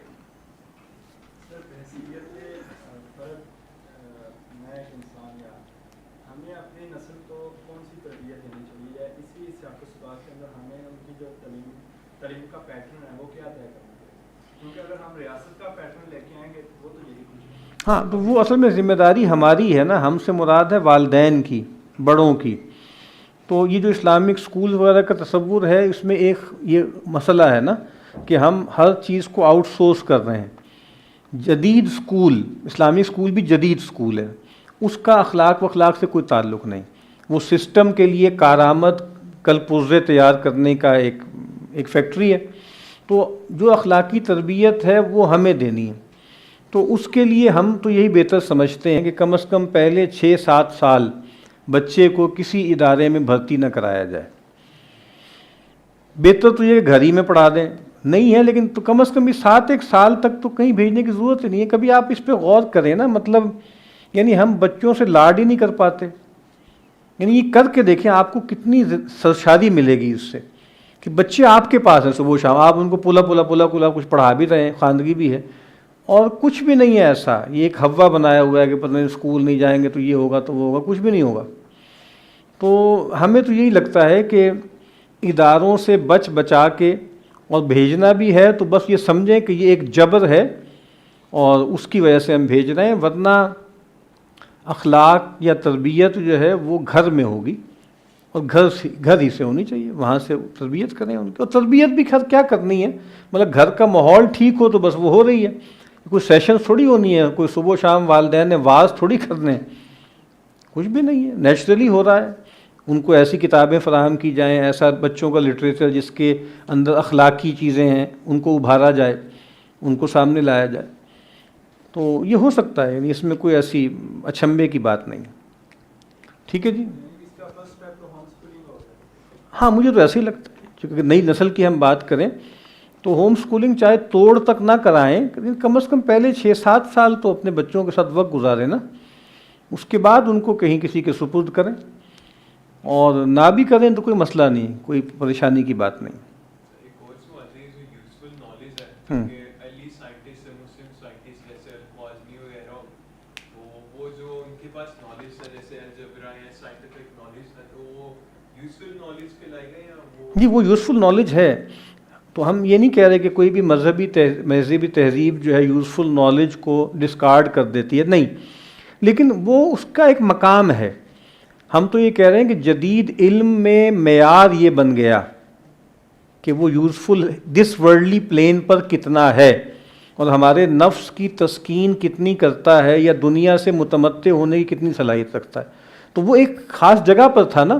اچھا یہ لوگ اپنے دور میں کبھی بھی مرکز علم نہیں بنے، یہ تو اب ہم بعد میں جا کے جب پیچھے دیکھ کے ہم چونکہ مرعوب ہیں تو ان کو اپنے ہیروز بنا رہے ہیں، ورنہ اس زمانے میں ہیرو کون تھے؟ محدث تھے، مفسر تھے، ٹھیک ہے، دینی علم کے ماہر ان کے ہیروز تھے، سیلیبریٹی وہ تھے. یہ بھی ٹھیک، لیکن یہ مارجن پہ تھے نا. تو اور محسن ہے یہ، اگر ہم یہ دنیا کی کچھ مسائل حل کرنے میں مدد دیتے ہیں، لیکن ہم بات بتا رہے ہیں کہ بھئی وہ فوکس کیا تھا. فوکس یہ نہیں تھا، یہ بھی تھا، اور یہ سروائیول کی ضرورت ہے.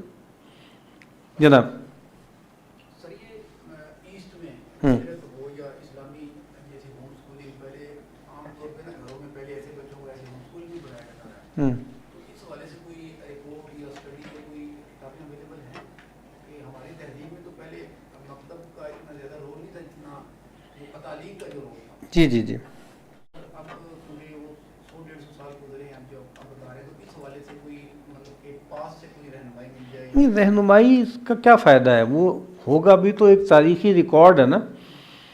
تو اصل بات تو یہ ہے کہ بھائی ابتداً گھر میں کریں، پھر کوئی ایسے لوگ ڈھونڈیں جو پرسنل کوچنگ کے ذریعے ان کو سکھائیں.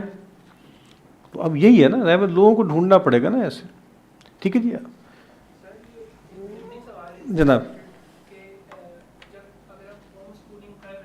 ہوں تو جب بچہ ظاہر ہے معاشرے میں کہیں نہ کہیں نکلے گا تو صحیح 16-18 سال میں، تو ہم دیکھ رہے ہیں کہ جو ہمارے بڑے لکھے لوگ ہیں اگر وہ چاہتے ہیں کہ ہم عربی فارسی سکھائیں اور ایک طرح سے ان کو اس سے بچائیں، لیکن وہ جب نکلیں گے تو جو معاشرے کی جو پرمردہ سوچ ہے، جو ایک پرائمری سسٹم چل رہا ہے ایجوکیشن کا، اور جو آپ کر رہے ہیں اس کے درمیان جب ڈسپیرٹی یا ڈسکرپنسی ہوگی تو بچہ اس وقت اپنے آپ کو ایک خاص قسم کے ڈائلیما میں پھنس گا. تو اس کے بارے میں آپ دیکھیں، بات یہ ہے کہ جب وہ نکلے گا تو ظاہری بات ہے کہ ایک تو یہ ہے کہ وہ چیزیں بھی وہ پڑھ رہا ہے نا، میتھمیٹکس بھی وہ پڑھ رہا ہے، فزکس بھی پڑھ رہا ہے، کیمسٹری بھی پڑھ رہا ہے.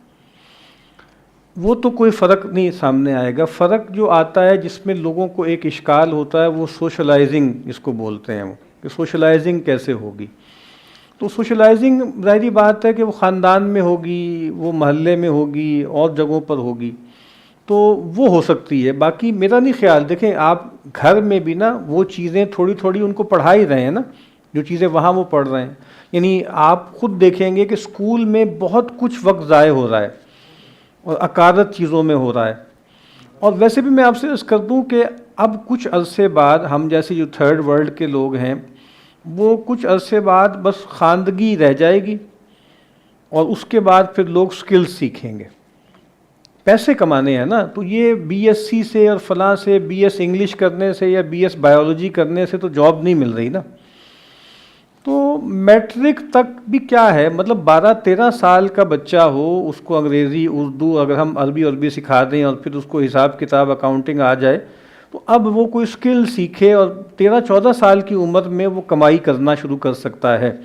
جیسے پہلے ہوتا تھا کہ جو والدین کا پیشہ ہے، کسب ہے، وہ 5-6 سال کی عمر سے ساتھ بیٹھ رہا ہے اور سیکھ رہا ہے. 8-10 سال کی عمر میں وہ باپ جتنی ظاہر بات ہے وہ تجربہ تو نہیں ہوتا، اسکل وہ سیکھ لیتا ہے، اس کے بعد وہ کام کرتا ہے. تو جیسے میمنوں کا ماڈل ہے کہ میٹرک ویٹرک کر لے، ایف اے کر لے، انٹر کر لے تھوڑا بہت، چلو تھوڑا کو مزے، مطلب میٹرک تک چلو فری رہے نا، تھوڑا آنا جانا تو کچھ بھی نہیں ہے اس تعلیم سے، لیکن اس کے بعد پھر وہ ہٹی پہ بیٹھے گا یا وہ کام کرے گا. تو یہ ٹھیک ہے. اب ظاہر ان کے بچے بھی، ان کو بھی شوق ہوتا ہے، وہ بھی کہیں باہر جا کے ڈگری کر کے آنی ہے، جو کچھ بھی کرنا ہے. لیکن میں یہ بتا رہا ہوں کہ دوسرا جو ٹرینڈ ہے نا، اب ہمیں پنجاب یونیورسٹی میں اندازہ ہو رہا ہے کہ اب داخلے پورے نہیں ہو رہے پچھلے 1-2 سال سے، یعنی 2 مرتبہ ان کو ایڈ دینا پڑ رہا ہے، یعنی سیٹیں ہی نہیں پوری ہو رہی. یعنی یہ تو اب ظاہر بات ہے لوگوں کی سمجھ میں آ رہی ہے بات، اور میں سمجھتا ہوں کہ ٹھیک سمجھ میں آ رہی ہے کہ اس جھک مارنے کا کوئی فائدہ نہیں ہے. 16 ایئرز ایجوکیشن جس کے بعد کوئی 35,000 روپے کی بھی جاب نہیں ملتی. تو آپ بس میٹرک ویٹرک کریں اور بس ٹھیک ہے، کوئی ڈگریاں بھی کرنی ہے تو کر لیں، لیکن کمائی شروع کریں، جو مقصد ہے اب تعلیم کا. تو اب مقصد اگر معاش ہی ہے نا، تو معاش تو حاصل نہیں ہو رہی نا، تو پھر اور میڈیم سے کریں. ٹھیک ہے. اچھا آئیے جی، وآخر دعوانا الحمدللہ رب العالمین.